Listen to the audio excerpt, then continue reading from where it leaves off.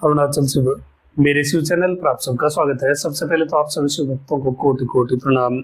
इस वीडियो में हम बात करेंगे शिव पूजा में महत्वपूर्ण समयों में से एक आर्द्रा नक्षत्र के बारे में। आर्द्रा नक्षत्र शिव पूजा के लिए कितना महत्वपूर्ण समय है जिसमें की गई शिव पूजा सदा फलदायी होती है। इस बार आर्द्रा नक्षत्र 1 मई गुरुवार दोपहर 2:21 से प्रारंभ होगा और अगले दिन यानी 2 मई शुक्रवार को दोपहर 1:04 तक व्याप्त रहेगा। पूरा समय आर्द्रा नक्षत्र से व्याप्त होने वाला है। तो आप 1 मई के प्रदोष काल संध्या पूजन भी आप शिवलिंग का कर सकते हैं और अगले दिन यानी 2 मई शुक्रवार को सुबह भी आप शिव पूजन कर सकते हैं। पूरा ही समय आपको आर्द्रा नक्षत्र से परिव्याप्त मिलेगा। तो अब बात करते हैं क्या विशेष इस दिन करना चाहिए। और विशेष चीज ये है कि इस दिन शंकराचार्य जयंती भी है और साथ ही स्कंद षष्ठी भी है और सर्वार्थ सिद्धि योग है। तो ये पूरा का पूरा समय ही बहुत महत्वपूर्ण है शिव पूजा के लिए। अब बात करते हैं क्या विशेष हमें करना चाहिए। अभिषेक के बारे में बात करें सबसे पहले तो अभिषेक सबसे पहले आपको जो चंदन आदि तैलम है उससे शिवलिंग का अभिषेक करना है। इसके उपरांत तिरुमंजनम से आप लिंगम का अभिषेक करें। 1 चम्मच जो अभिषेक पाउडर है या तिरुमंजनम है उसे आप जल में घोल करके उस जल से स्वामी का अभिषेक करें। इसके उपरांत आप गाय के दूध से स्वामी का अभिषेक करें। इसके बाद दही से आप स्वामी को स्नान करवाएं। दही की जगह आप छाछ भी प्रयोग कर सकते हैं। और इसके उपरांत आपको खस के जल से स्वामी का अभिषेक करना है। खस की जो जड़ होती है उसे आप जल में डाल करके छोड़ दीजिए कुछ समय के लिए। फिर उस खस मिश्रित जल से आप स्वामी का अभिषेक करिए। इसके उपरांत आपको अगरू मिश्रित जल से भगवान का अभिषेक करना है। अगरू जो कृष्ण अगरू है, अगरू में भी जो कृष्ण अगरू होता है उसका अधिक महत्व होता है। तो कृष्ण अगरू से आप स्वामी का अभिषेक करें। कैसे करना है, 1 चम्मच आप जल में उसे अच्छी तरह से मिला लीजिए 1 लोटे जल में और फिर उससे आप धीरे धीरे नमः शिवाय का जाप करते हुए अभिषेक करिए। ये कुछ विशेष पूजन सामग्री है जो स्वामी की पूजा के लिए दुर्लभ और वर्णित भी है और इनसे जब आप अभिषेक करते हैं तो कोटि गुना पुण्य अधिक बढ़ जाता है। इसके उपरांत आप कर्पूर और इलायची मिश्रित जल से भगवान का अभिषेक करें। 1-2 इलायची को तोड़ करके उसे जल में मिला लीजिए और उसी में थोड़ा सा भीमसेनी कर्पूर या तो आप चूरा बना करके अपने हाथ से या फिर छोटे छोटे टुकड़े करके उसे जल में डाल लीजिए। फिर उस जल से आप स्वामी का अभिषेक करिए।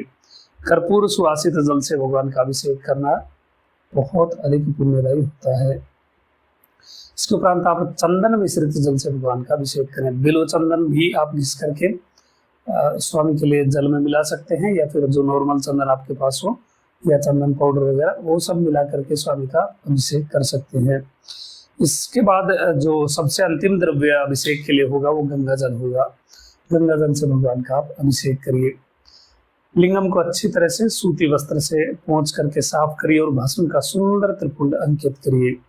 इसके बाद आपको वैशाख मास के जो विशेष नाम है शिव पूजा के लिए, जो इसी वीडियो के डिस्क्रिप्शन में आपको लिंक मिल जाएगा, वहां जाकर के आप वो नाम देख सकते हैं। वैशाख मास में शिव पूजा किन नामों से करनी चाहिए वो आपको उस लिंक पर मिल जाएंगे। तो वैशाख मास के इन विशेष नामों से आप आधा किलो गुलाब या फिर 250 ग्राम गुलाब लेकर के उसकी पत्तियां बना करके एक नाम बोलते हुए लिंगम पर आप अर्चन करिए। इन विशेष नामों से वैशाख मास के लिए ही जो वर्णित है इनसे आप अर्चन करते हैं स्वामी की कृपा को प्राप्त होंगे। इसके बाद आपको त्रिशूल मुद्रा इस दिन स्वामी के लिए प्रदर्शित करनी है। इस प्रकार से त्रिशूल मुद्रा थोड़ी देर स्वामी की तरफ इस प्रकार से आप प्रदर्शित करें और ध्यान लगाएं, स्वामी का ध्यान करें। इस लिंगम को आप निहार सकते हैं। शंकराचार्य कृत लिंगाष्टकम के 5 पाठ आप इस दिन अवश्य ही करें। शंकराचार्य जयंती भी है तो लिंगम के समक्ष बैठ करके लिंगम की ही महिमा और लिंगम का ही वैभव आप शंकराचार्य जी के जो शब्द हैं उनकी जो कृति है उनके अनुरूप ही आप उनका वैभव आप गाइए। तो लिंगाष्टकम के 5 पाठ आप इस दिन करें। स्कंद षष्ठी है जो कार्तिकेय स्वामी है, सुब्रमण्यम स्वामी है, वो प्रज्ञा के देवता है। युद्ध के देवता तो बहुत सारे लोगों ने सुना होगा किंतु वो साक्षात ज्ञान स्वरूप भी है, ज्ञान स्वरूप है, इसलिए प्रज्ञावर्धन स्तोत्रम का पाठ अवश्य इस दिन करें। आर्द्रा नक्षत्र है और स्कंद षष्ठी भी है, तो इससे उत्तम क्या होगा। तो प्रज्ञावर्धन स्तोत्र का लिंक भी आपको इस वीडियो के डिस्क्रिप्शन में मिल जाएगा, वहां से आप जा करके उसे देख सकते हैं। और प्रज्ञावर्धन स्तोत्र जो कि कार्तिकेय स्वामी का स्तोत्र है, प्रज्ञावर्धन अर्थात आपकी बुद्धि, आपके विवेक का वर्धन होगा, आपकी मेधा का वर्धन होगा, वृद्धि होगी। तो कार्तिकेय स्वामी की कृपा भी आपको प्राप्त होगी प्रज्ञावर्धन स्तोत्रम से। नैवेद्य की बात करें तो खीर का नैवेद्य स्वामी के लिए आप लगाइए। आर्द्रा नक्षत्र है और शुक्रवार के दिन यदि आप करते हैं तो बहुत ही उत्तम है। प्रदक्षिणा आपको लिंगम की 3 प्रदक्षिणा अरुणाचल शिव बोलते हुए करनी है।